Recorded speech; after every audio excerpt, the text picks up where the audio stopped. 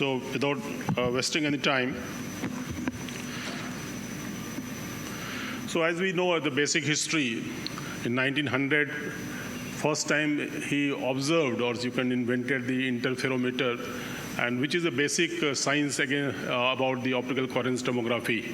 And David Huang was the first to use in vivo imaging in 1990s in the form of time domain. You'll be surprised to know that OCT was first used in the vascular surgery area, not in ophthalmology.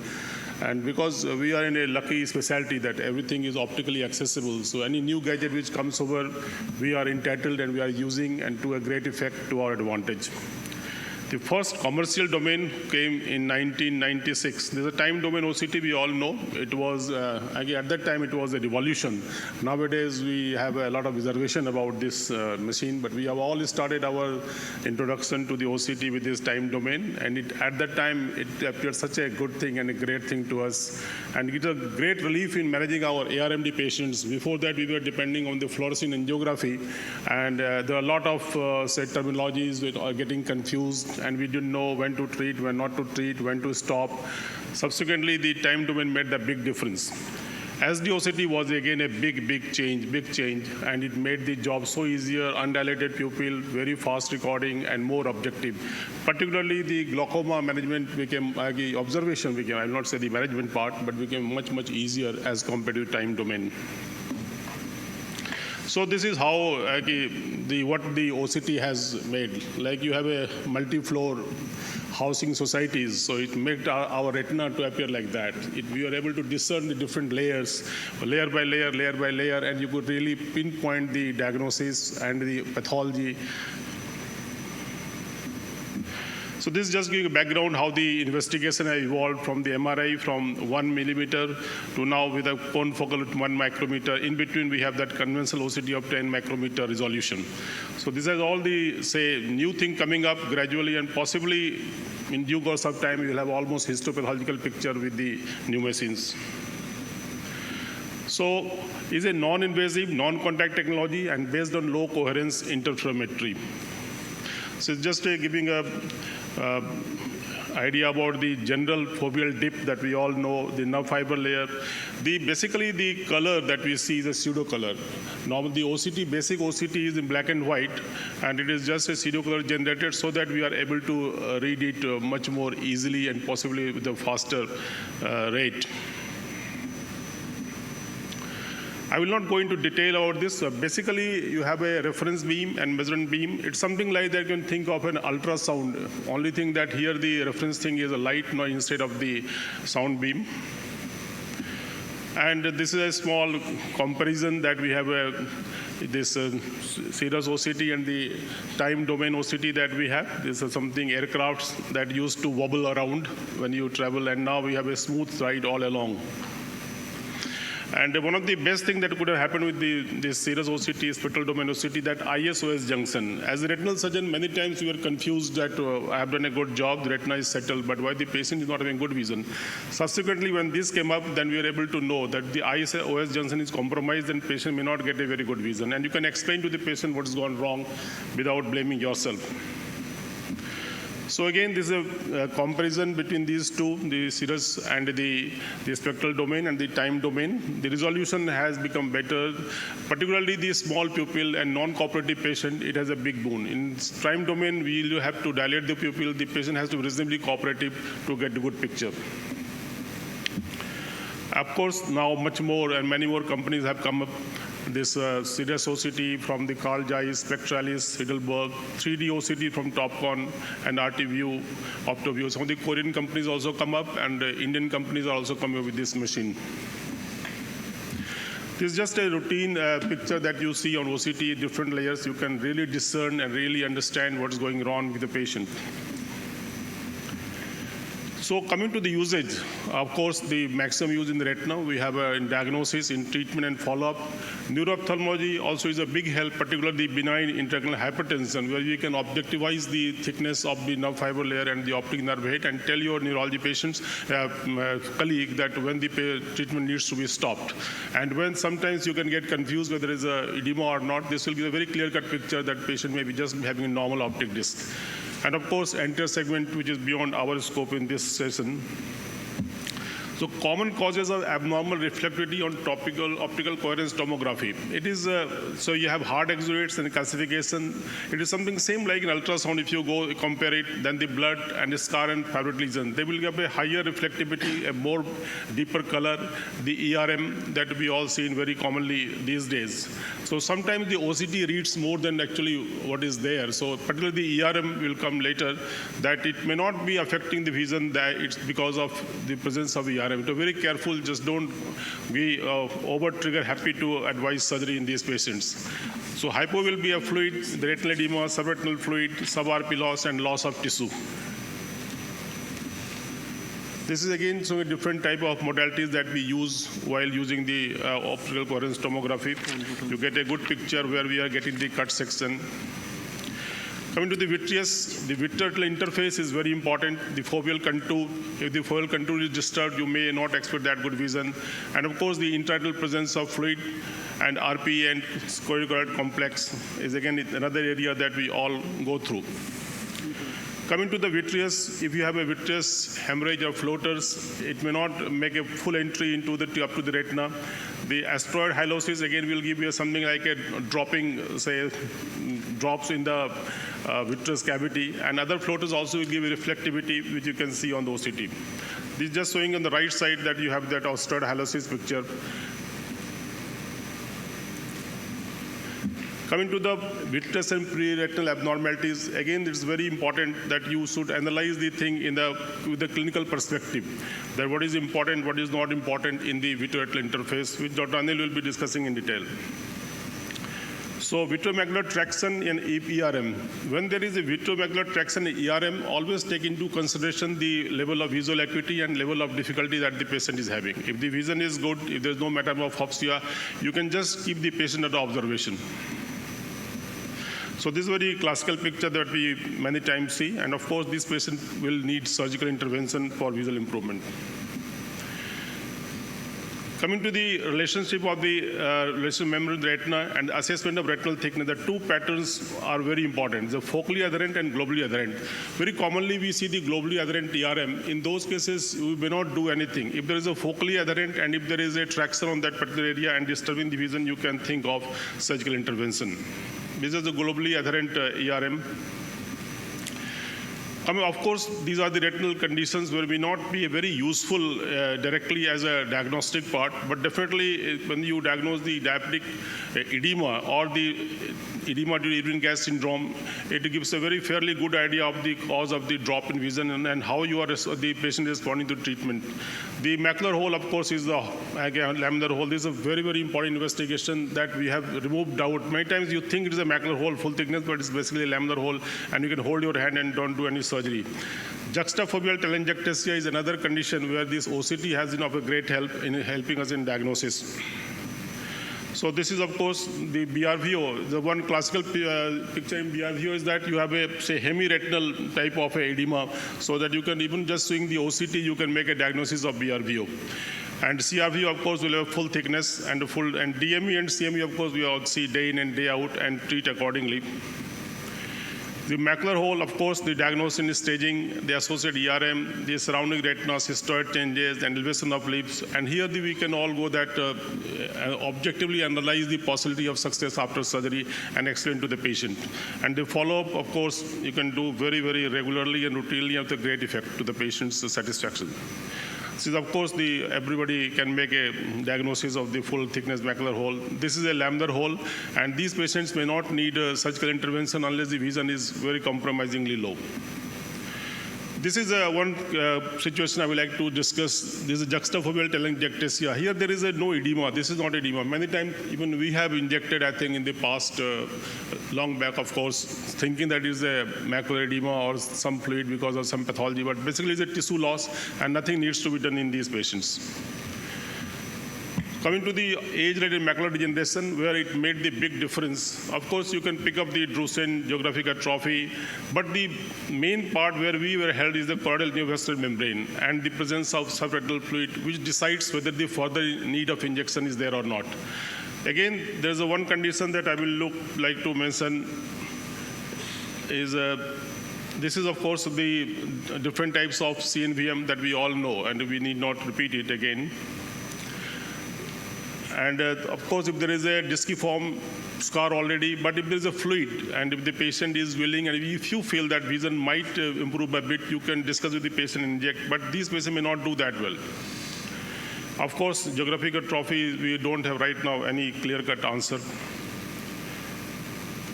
And this is, of course, after the treatment. It's, I think, well-reviewed photographs, and this is a real great thing which has happened.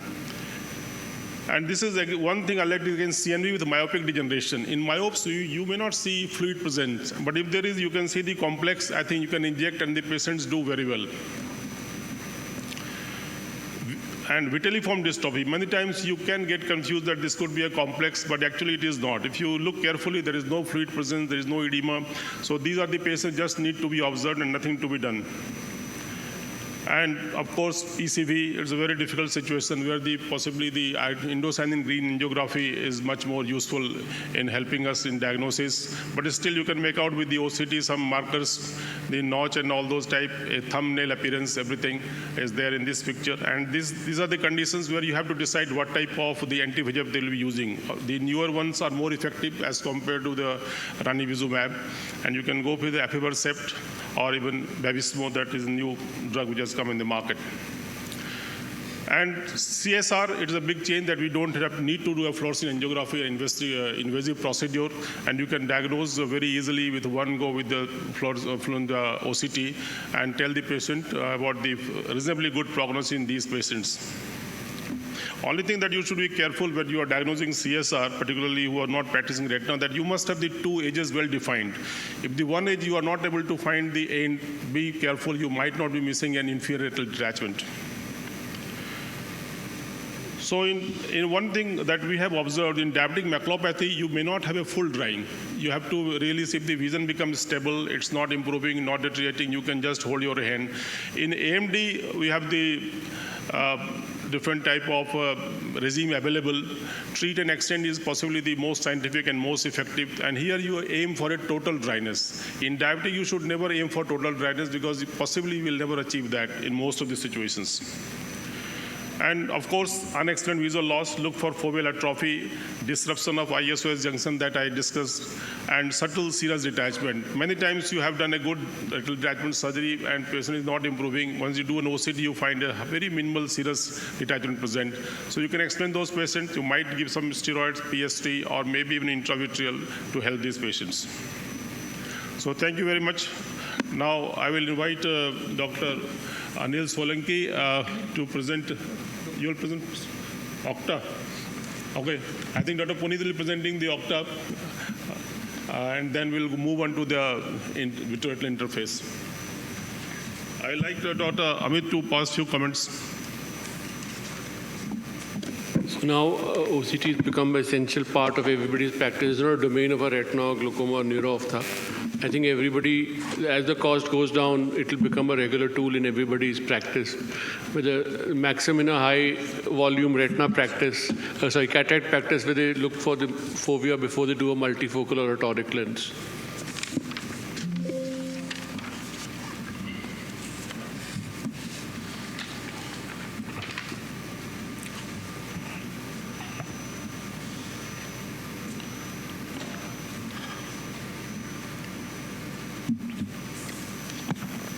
Good afternoon, everybody. Thank you, Dr. Jha, for the opportunity. I'll be talking about the additional information that we get from OCT angiography. OCT is the most widely used imaging modality in ophthalmology today. It is used for diagnosis, follow-up, and assessment of treatment response, as well as a biomarker in retina practice.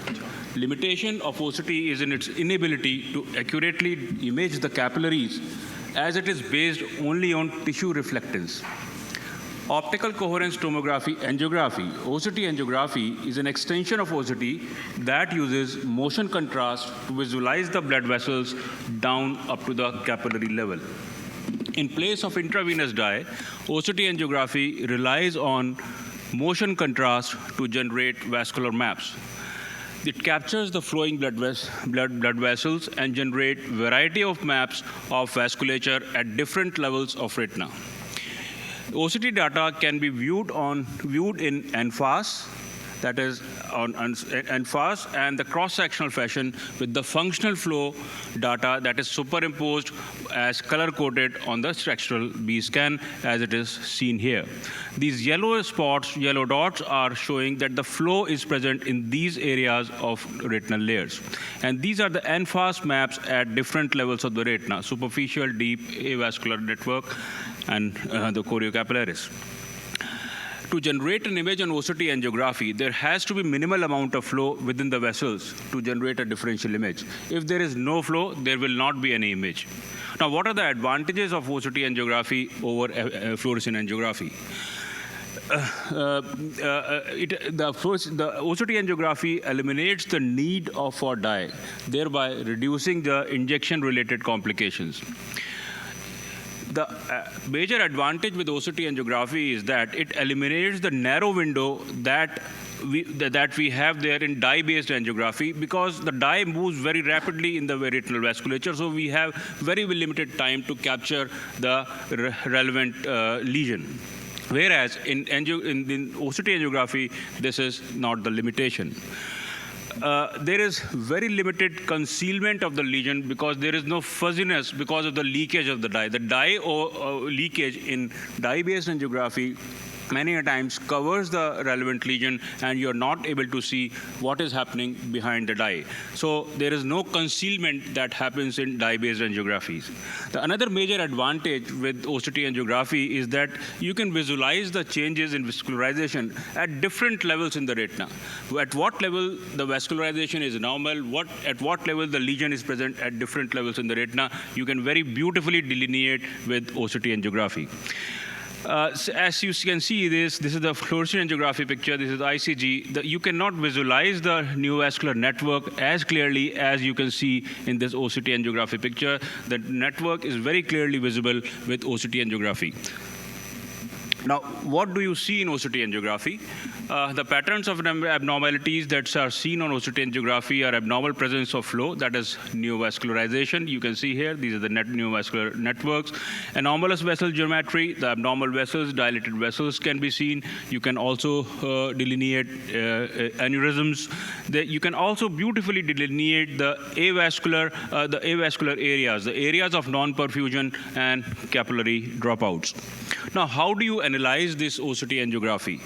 Now, on the left-hand side, the cross-section, there is cross-section of the retinal layers. These are the NFAS maps of vascular patterns at different levels of the retina. There's superficial, deep, and deep vascular plexuses. There is avascular complex and the choroidal layers.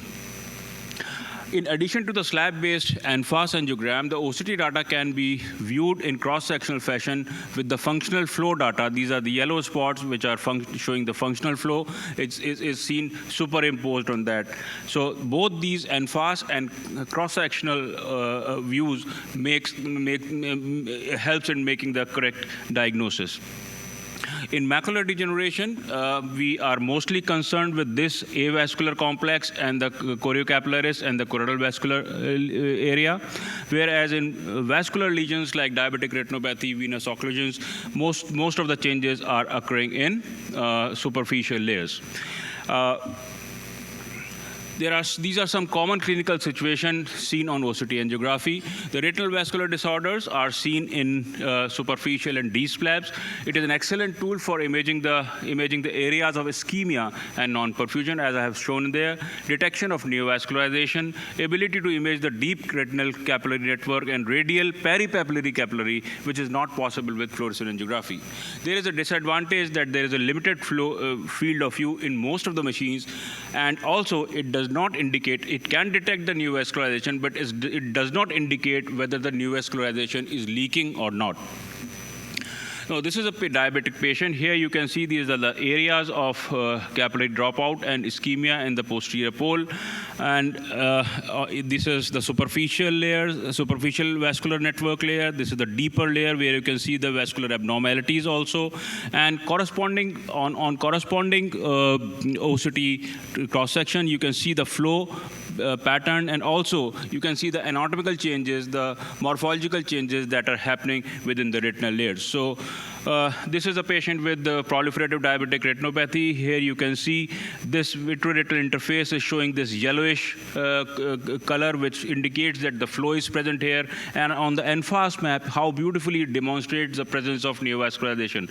But it does not indicate whether the neovascularization is leaking or not. This is a patient with central retinal artery occlusion, acute phase. There is no flow here. There is a retinal edema. And on the left side, this is a normal eye. Juxtafoveal telangiectasia or MACTEL is a condition which is a very, OCT angiography is a very useful tool. You can see these telangiectatic vessels are seen here beautifully. These are areas of non-perfusion, and this patient is developing this neovascularization within the retinal layers, and now you can see the exudation has developed. So it gives a very beautiful picture of macular anatomy, what is happening in the pathological conditions. This is a patient of myopic CNVM. Here you can see this yellow flow here, and you can see the on NFAS angiography, these are the vascular networks which are present as myopic CNVM. Another patient with the vascular network and some overlying serous detachment, and on NFAS you can see this is the vascular network which is present in a myopic CNVM. Macular degeneration or age-related macular degeneration is one condition where the potential of OCT angiography, in my opinion, is best utilized in these days. It has a high diagnostic value in detecting macular neovascularization and choroidal neovascularization. This is a type 1 macular neovascularization which is present below the RPE. Here you can see this yellow flow on cross-section below the retinal pigment epithelium, and similarly on NFAS angiogram you can see the vascular network is present below the RPE.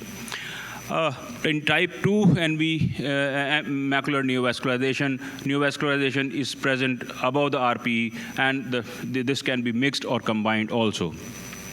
Polypoidal choroidopathy or PCV is a condition where there are polyp-like lesions, and you can detect the flow within these polyps, these thumb-like structures, and also in the branching network within this double layer sign. But since these polyps are generally low-flow lesions, sometimes it is difficult to pick on OCT angiography. But if you very carefully see these cross-section as well as the NFAS pictures simultaneously, in many of these cases, you can detect the PCV lesions also.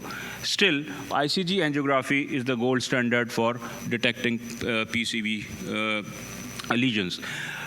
This is an interesting patient where you can see the flow is present in this drusenoid lesion, but there is no fluid. These are the patients of non-exudative CNVM. They can only be detected on OCT angiography, and almost about 20 to 80% of these patients, they eventually convert to exudative CNVM. They need close follow-up, but no treatment until the fluid is developed. This is a similar patient of quiescent choroidal neovascularization, whereas choroidal neovascularization is present, but there is no fluid. Similarly, they are best found on OCT angiography, and both these quiescent and these are non-exudative CNVM, and they may both develop exudation at a later date.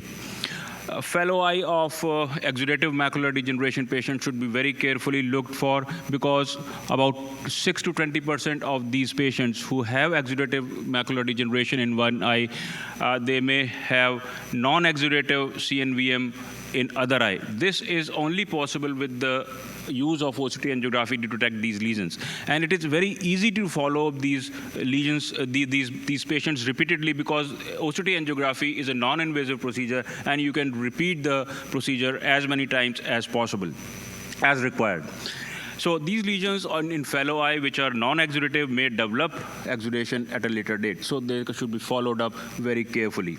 This is an interesting patient, 60-year-old lady. She had 6/9 vision, 6/9 partial vision in the left eye. And OCT angiography, there was no flow. and it was found that there was this hyporeflective space was developing in the fovea, but there was no flow. The vision was deteriorating, and the hyporeflective space was increasing with subsequent visit. So, considering this is a fluid, the injections was given, but on OCT angiography, it was found that there was no flow present. So, actually, it was a patient of adult vitelliform dystrophy, not a macular choroidal neovascularization. So, OCT angiography is also a reliable tool for confirming the absence of neovascular disease in some of the situations, especially also in chronic CSR patients. There are patterns, characteristic patterns of macular neovascularization which can be detected with OCT angiography. They are helpful. These characteristic patterns are helpful in detecting how this lesion, how this patient is going to behave, and what modality should be used. Should I stop? Okay. So this is the patient who was injected with anti-VEGF injection, and you can see how this neovascular lesions are responding. Maximum regression occurs 2 weeks after the treatment, and reproliferation and reopening occurs. You can delineate between active and non-active lesions with the help of OCT angiography. OCT angiography also has a role in assessing the progression of dry AMD also, because there is excellent correlation between the fundus autofluorescence and fast OCT and OCT angiography for determination of geographic atrophy if it is extending in these areas. In future, this is for leakage. You can see whether the fluid is present on the OCT and OCT pictures, and if you find fluid, you need to treat these neovascular lesions. You have to understand how the various artifacts will influence your images. So you need to beware of these artifacts. OCT angiography is a useful technology. It is a dependable tool for assessing various retinal disorders. Thank you. Thank you, Dr. Puneet. I'll request Dr. Anil Solanki to start his talk.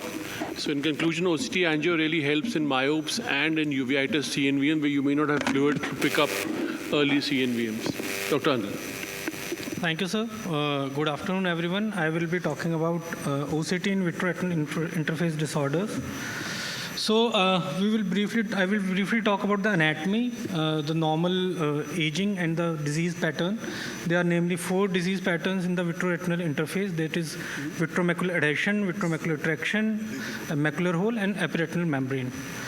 So in anatomy, vitreous makes up 80% of the total eye volume, mainly water, 90%, 2% protein, and other constituents are there like hyaluronin, chondroitin sulfate, fibrillin, and opticin. The main point of attachment of vitreous is strongest at optic nerve, macula, ora serrata, and around the blood vessels. So this is normal vitreoretinal interface. In this picture, you can see the vitreous is attached. The fovea is normal in contour. So normally with aging, there is 2 processes, synchiasis and syneresis. There is liquefaction of the vitreous, and there is vitreous condensation. So there is separation, which we call posterior vitreous detachment. The problem happens when there is mismatch between the liquefaction and the separation. So this is normal posterior vitreous detachment. This is the clinical picture.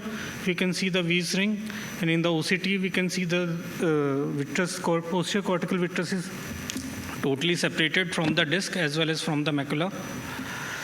So when does the disease happen? It happens when there is anomalous separation of vitreous cortex from the hilum, which lead to the abnormal vitreoretinal interface. It also occurs if the liquefaction process is happening faster than it is separating. So there are 4 interface disorders. First is the vitreomacular adhesion. This is basically a part of normal posterior vitreous detachment. In this, the vitreous is attached at the fovea, and it is separated in the perifoveal area with the normal foveal contour. So this is physiological change. There's nothing is to be done for these patients. This is just to be observed. According to the International Vitreomacular Traction Study, they are characterized into 2 types based on the size. The focal, which is less than 1 disc diameter, that is less than 1500 micron in size, and the broad one, which are more than 1 disc diameter, that is 1500 micron in size. There are 2 types of VMA. They are asymptomatic, non-pathological, considered as incomplete PVD, but they can resolutely progress to the vitreomacular traction or macular hole formation. The second entity is vitreomacular traction. In this on-slit examination, you will not find anything obvious. There are subtle changes unless there is very huge traction and there are cystic changes or there is subretinal fluid. So normally you can miss these cases on slit lamp examination. But if the patient is complaining of decreased vision or metamorphosia or for prior to the cataract surgery, so it is you can miss this kind of cases. So this is a case of vitreomacular traction. They are again divided into focal and broad, depending on the size. So these are usually associated with macular thickening, vascular leakage. If you do the angiography, they will leak, and they can lead to macular stasis and CMO. 1/3 of these cases resolve spontaneously, but if the patient is symptomatic and there is progressive decrease of vision and there is metamorphosia, then we need to resort to the surgery. So mild cases can be observed, and if there is progression, there is metamorphosia. In that case, the vitrectomy needs to be done. In this case, during vitrectomy, the important thing is we need to remove the anterior posterior traction as well as the tangential traction. And we should not pull it from the fovea, otherwise we can convert it to the full thickness macular hole. So usually surgeons leave the attached part and remove all other posterior cortical vitreous. In outcomes, visual acuity improvement is seen in 44 to 78% of the cases. In 1/3 cases, there is two-line improvement. Sometimes visual acuity may not improve, but metamorphosia will improve. And there are cases in literature where doctors have operated on 6/6 vision with metamorphosia, and there is improvement in the metamorphosia. But this is a rare thing, not done routinely. And complication, as we see with the vitrectomy, bleeding, RD, cataract development, intraoperational tear, and post-op RD formation. There was ochriplasmin was once used, but it was not that successful. There are certain disadvantages with that. It was expensive. Overall success rate was very poor, and people had compared it with the normal saline, and they have seen the similar rate of separation. And the most logical explanation was it is because of the mechanical separation due to the injection rather than the ochriplasmin itself, and there was complication also with the ochriplasmin, pharmacological complications. Now the third is full thickness macular hole. We all know the incidence is 0.05%. Very common in the female predominance is there. The clinically, initially they were divided by gas into stage 1A, 1B, stage 2, 3. But now, according to the IVTS, we are not staging it at 1, 2, 3. According to it, now we are describing just on the basis of the size. So it is small, medium, and large. And the size is at the smallest size. We have to measure it the smallest area. In surgery, for the stage 1 halls, stage 1 resolve, 50% of the cases will spontaneously close, and 50 will progress to the advanced stages. In stage 2, 75% will progress to 3 and 4, and in 3 to 22% of the cases, they are bilateral. Usually, the macular hole surgery, the results are quite good. And in 5% of the cases, we get 20/50 or better vision. In 55, it's 20/100 or better. So management, if we do vitrectomy with gas tamponade, for small holes, we can use the SF6. But if it is a large hole, we can use the inverted ILM flap along with the long-acting C3F8 gas. According to the studies, if we combine it with phaco, the success rate is higher. Face down positioning is conventionally for 2 weeks, but nowadays 3 to 4 days is sufficient, according to the recent studies. And ILM peeling is usually required in all the cases. And closure rate is 91 to 98%, and median post-op scene is 20/40. Then there is lamellar hole. Lamellar hole is basically there is partial defect with the intact photoreceptor. These patients usually have very good vision, and we usually don't operate such patients unless there is progressive. People are operating such patients. We are usually not operating because they usually have 6/6 or 6/9 vision, and it is because of the anomalous PVD or abortive full thickness macular formation. The last entity is epiretinal membrane. it is cellular proliferation that create a semi-translucent fibrocellular proliferation on the surface. The glial cell migrate through the interruption in the ILM after PVD. Patient will complain of blurring of vision, metamorphosia, micropsia, or even monocular diplopia. On clinical examination, you will see on slit lamp, on biomicroscopy, you will see the reflective sheen over retina or wrinkling on the retinal surface. So this is the OCT picture if you take the OCT.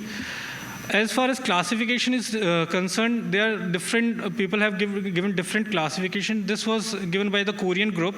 They have divided ERM into two groups. One is fovea attached type. Basically in fovea, the ERM is crossing the fovea, whole of the fovea, and this is pseudo-hole type. In this, the fovea is not covered. So when fovea is not covered, that is group 2. They divided group 2, 2A and 2B. 2A is pseudo-hole type. There is vertical steepening of the walls, and the 2B is schisis type. There is splitting in the layers. And fovea attached type, first one is, there is normally elevation of the foveal dip. In the second, there is ectopic foveal layer. So in this, you can see there is no ectopic fovea. In this, you can see the layers are there in the fovea. And the third one, which has the worst prognosis, is the group C. So by looking at the OCT, you can give the prognosis to the patient, and you can decide whether how much vision will the patient will gain. Those group C, 1C will have the worst visual prognosis.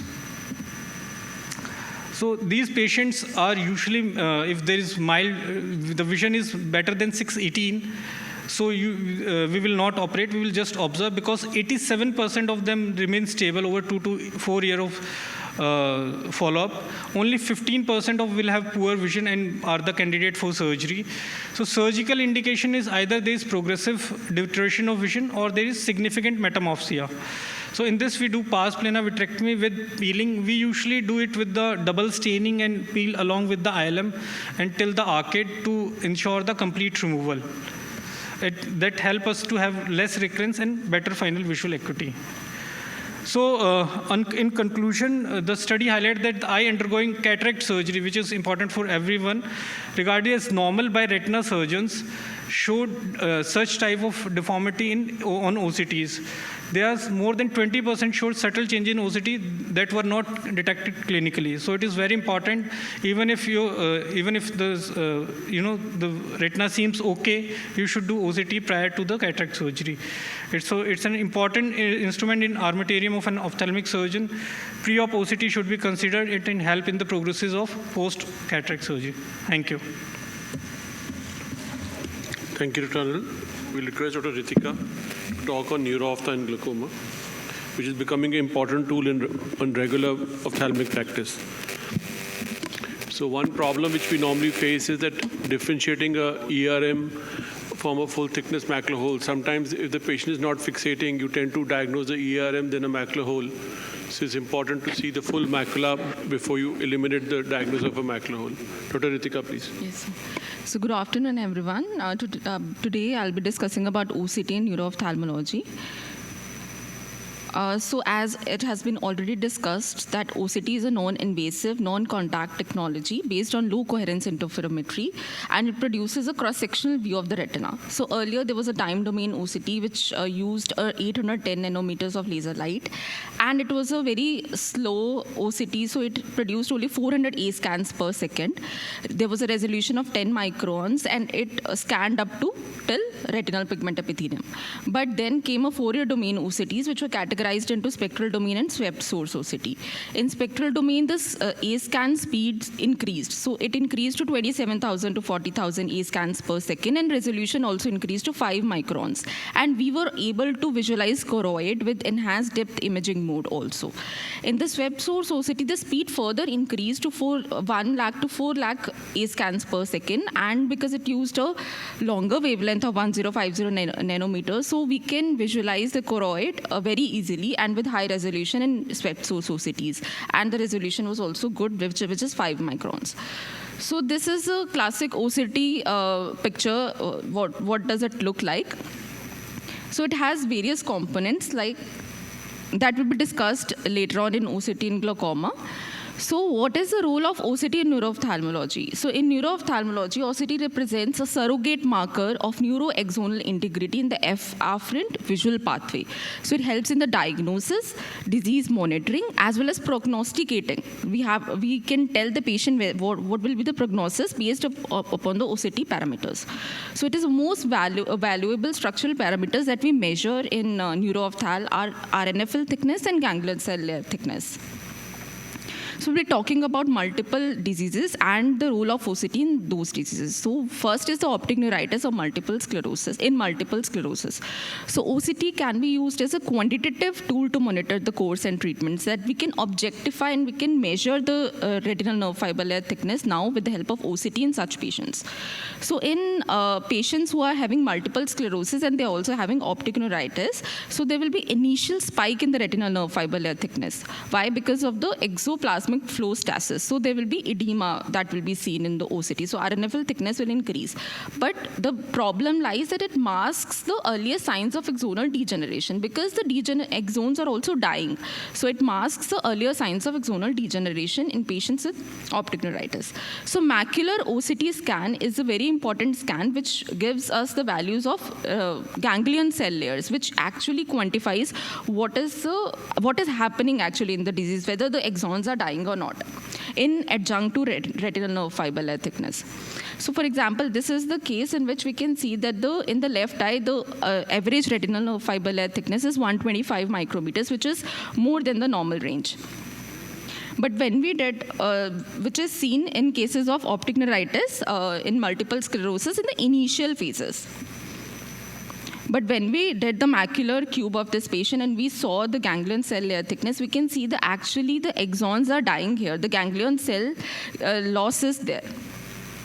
So not only retinal nerve fiber layer thickness is important, ganglion cell layer thickness is also important in patients with multiple sclerosis and optic neuritis.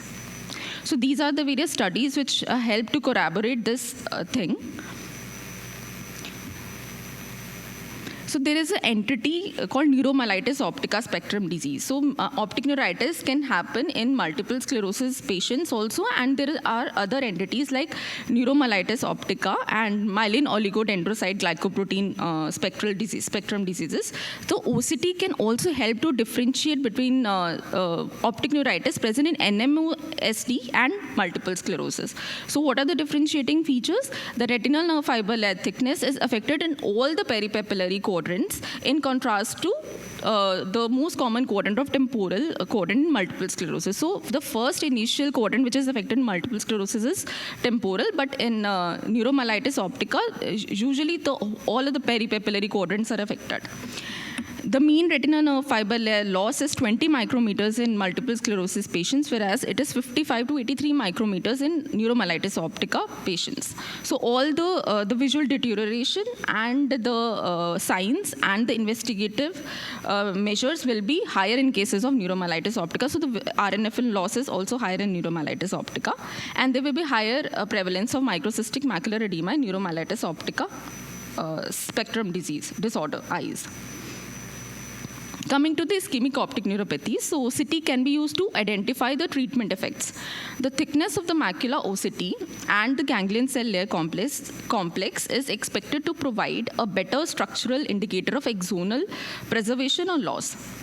So it can corroborate with the visual field findings that we see in altitudinal visual field effect in cases of ischemic optic neuropathies. That can be corroborated with the ganglion cell loss, which can be seen on OCT. So this is the example of ischemic optic neuropathy, in which we can see that in acute stage, optic nerve swelling causes retinal nerve fiber layer thickening, and which masks axonal loss. However, ganglion cell to internal plexiform layer analysis, they showed an abnormal thinning, which is an indicator of axonal loss.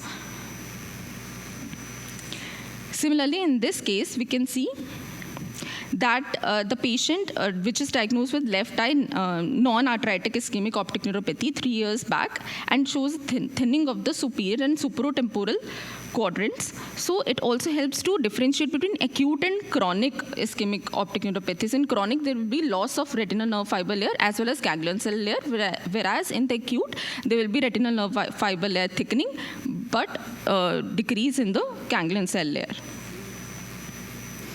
There is a floor effect which is seen with OCT. That means then when the retinal nerve fiber layer thickness reduces till 30 to 40 micrometers, then OCT becomes of no value, because the retinal nerve fiber layer thickness, it levels out. So in advanced cases, when the ganglion cell layer and the retinal fiber layer becomes less than 30 micrometers, so we need to get visual fields in such patients rather than doing an OCT. After MS studies, future role of OCT in other neurodegenerative diseases, that is Parkinsonism, Alzheimer's, is getting established. Coming to the papilledema, so change in the optic disc edema over time can be better quantified by seeing RNFL thickness. So it helps in monitoring the treatment effects in cases of papilledema, whether our treatment is working or not, by serially doing these OCT scans. So RNFL measured with the traditional OCT scan cannot differentiate whether disc edema is decreasing due to reduction of intracranial pressure or ongoing axonal loss. So decrease in the ganglion cell layer thickness indicates that axons are indeed dying off. So this is the OCT picture of a patient with the unilateral disc edema. We can see that the thickness here is 224 micrometers in the left eye, and we can see that white color coding in the RNFL thickness, which is thickened.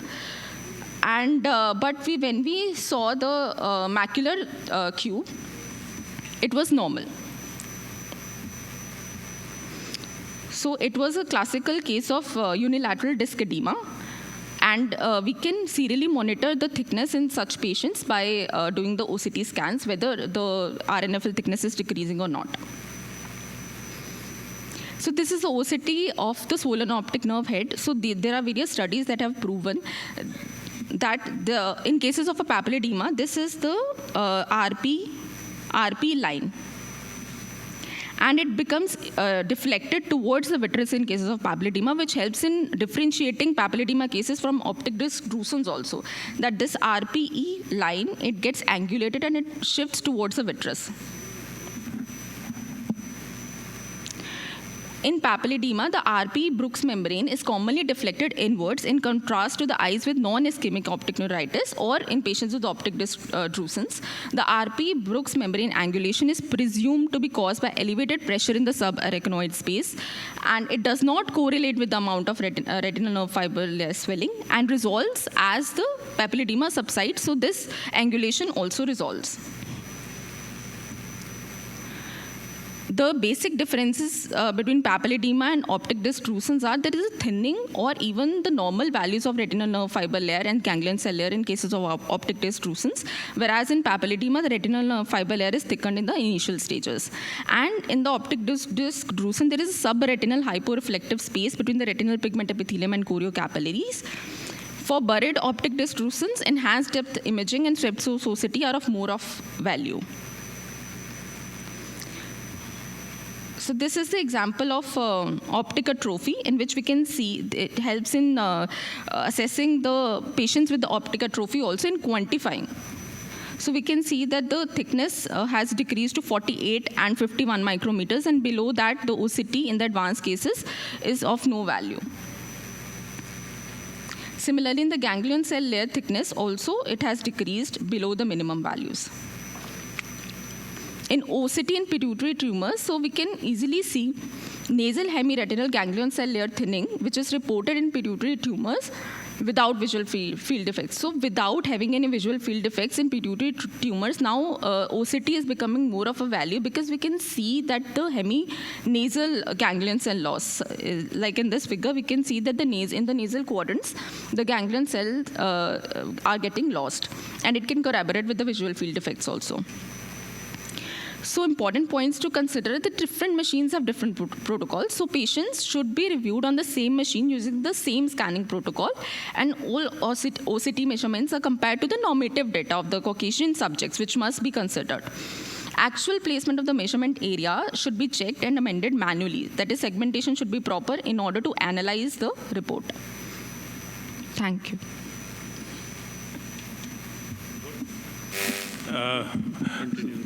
You can continue the next talk. Actually, neuro-ophthalmology was supposed to be far away from a retinal surgeon, but coming with the OCT, and there's a lot of interaction which we have in our, because we have a multidisciplinary hospital, and a lot of patients who come with the benign kind of hypertension. And previously we used to miss them, maybe overdiagnose also.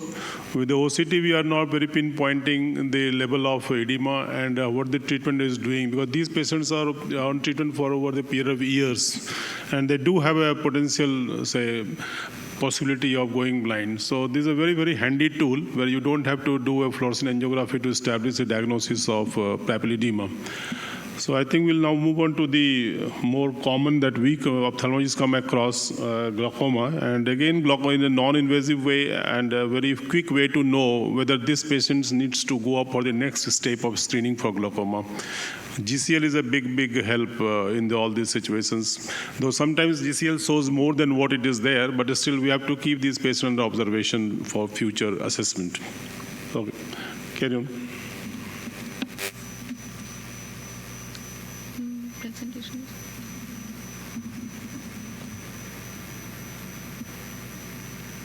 OCT in glaucoma is not.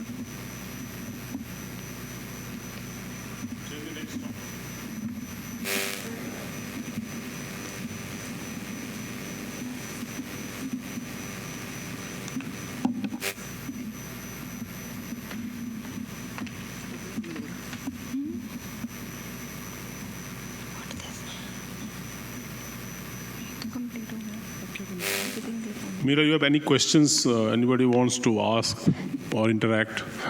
The OCT most of the time is very self-explanatory tool.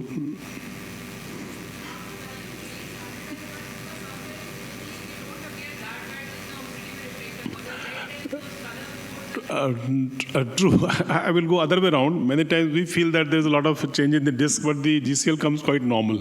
So that way it helps. When we have a very high suspicion and GCL turns out to be normal, then possibly that is more helpful. You are right. Sometimes GCL shows more than what is there.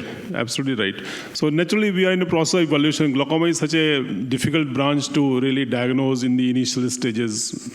And of course, people who are practicing glaucoma are more versed than as a retinal surgeon. We can just have an overview of these situations.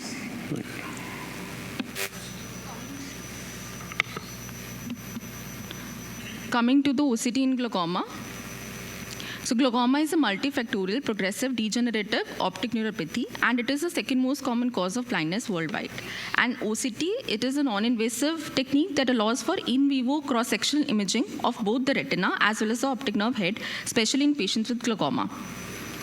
So there were Heidelberg retinal tomography and scanning laser polarimetry that were available that measured the retinal nerve fiber layer thickness in the past. But the OCT measures the thickness of the tissue in toto, which is an actual structural measure. So OCT data is a cross-sectional data and is not interpolated to the future. So OCT can measure multiple structures, including the nerve fiber layer thickness, optic nerve head parameters, and macular thickness. And in doing so, it allows a correlation which helps in better decision making. So different instruments are there in spectral domain OCT, like Cirrus, HD OCT, RT View, Spectralis HD OCT, 3D OCT 1000, 3D OCT 2000. So the basic differences and why we are mentioning this here is that the different instruments have different scanning protocols. So if we are doing an OCT scan in one machine, we have to compare it with that machine only. So the multiple scans should be done by that machine because all the machines have different scanning protocols. So spectral domain OCT, it provides an objective nature of imaging as against the psychophysical nature of visual field testing. So it is an objective test. So before even a visual field defect has appeared in patients with glaucoma, we can easily assess retinal nerve fiber layer thickness in patients with in the patients of pre-perimetric glaucoma. So this is a Cirrus HD OCT picture in which is divided into different sectors, which we'll be discussing in this presentation. So first sector is the patient information. This patient information is very important. So we have to enter the patient information very carefully, because the machine will recognize if we enter the data incorrectly in the follow-up visit, then the machine will recognize that patient as a different one and will not compare that scan with the previous scan. So it is very important to fill all of the patient information very accurately every time. Second is the signal strength. So signal strength is important because if the signal strength is low, the segmentation errors will be more, and it will we will be misinterpreting the OCT scans. So ideally the signal strength should be more than 6/10. This is the topographical map, which is a retinal nerve fiber layer thickness map, which is displayed on the OCT picture. So this is typically an hourglass-like kind of a pattern, displayed in a yellow and a red color around the disc area. And this, in the left side, we can see that this is the retinal nerve fiber layer thickness, which is represented in the form of a color coding in micrometers. We can see that in this below pictures, we can see that because of the increase in the cup area, there is this hourglass pattern has lost, and because of the thinning of the retinal nerve fiber layer. So the cooler colors, the blue represent the thinning, and the hotter colors represent the thickening or the normal values. So we have to identify the artifacts also associated with it, because we might misinterpret the report. So different artifacts that have been associated with this. For example, in this picture, we can see that there is a missing data present in the left image on the temporal aspect, and that is misinterpreted as thinning of the retinal nerve fiber layer. So we have to look upon whole of the picture, not only the retinal nerve fiber layer thickness values. And this artifact is because of media opacity. So any vitreous floaters or any vitreous hemorrhage or any cataract, if there is any media opacity, that will not allow the light beam to pass through it, and that will be misinterpreted in the OCT image. Similarly, in this photograph also, we can see that there is a blink effect. So it depends upon the duration of blink. If the blink is of a more duration, then the more of the amount of the data will be lost, and it will be represented as thinning in the OCT picture. And this is a motion artifact in the right eye. So that is also represented as a missing of the black areas on the topographical image. So we should be careful about these artifacts before labeling the patient as a glaucoma patient. So second thing is a retinal nerve fiber layer deviation map.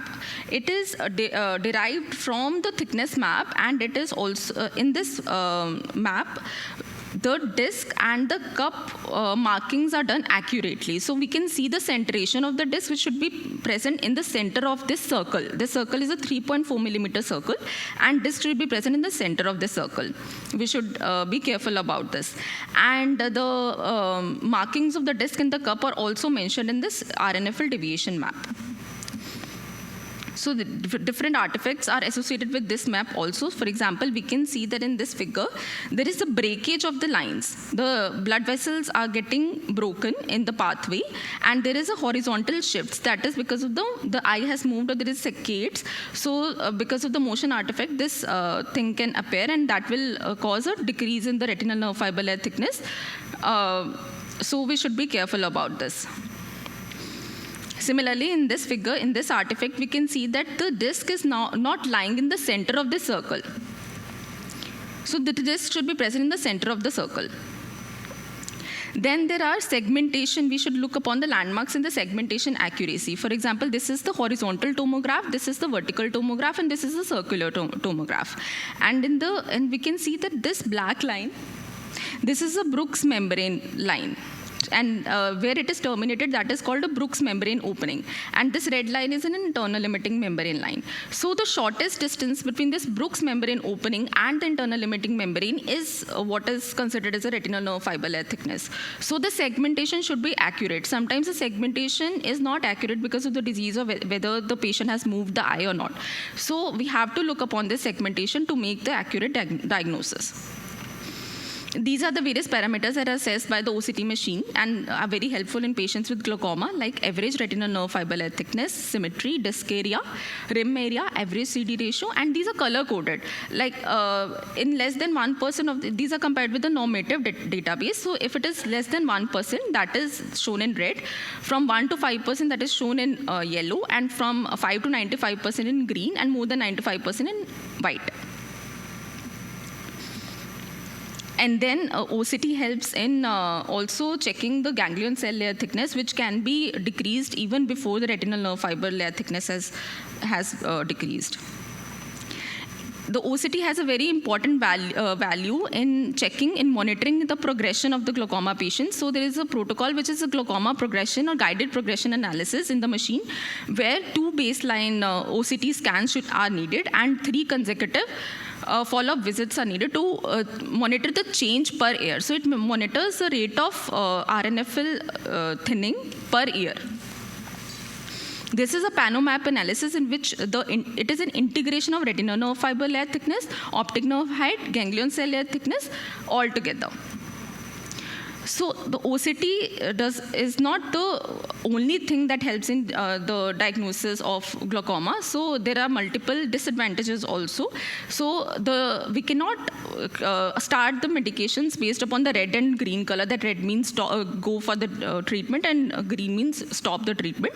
So because there are many other factors that we need to consider, like myopes and the patients with the longer axial lengths, they inherently have a lesser of retinal nerve fiber layer thin. They have a retinal nerve fiber layer thinning, and that will be projected on the OCT as a thinning. So that is not because of the glaucoma. So we should look upon the other factors also. And there is a floor effect that have been discussed, that in the advanced stages of glaucoma, OCT is not of a great value, because below 40, it will not help in diagnosing and quantifying the retinal nerve fiber layer thickness. So look at the entire readout, not just 1 or 2 numbers. Maintain good quality readings by monitoring the scan signal quality, alignment, and centration of the scan, and watch out for the opacities and segmentation errors. And look for the focal change rather than overall change.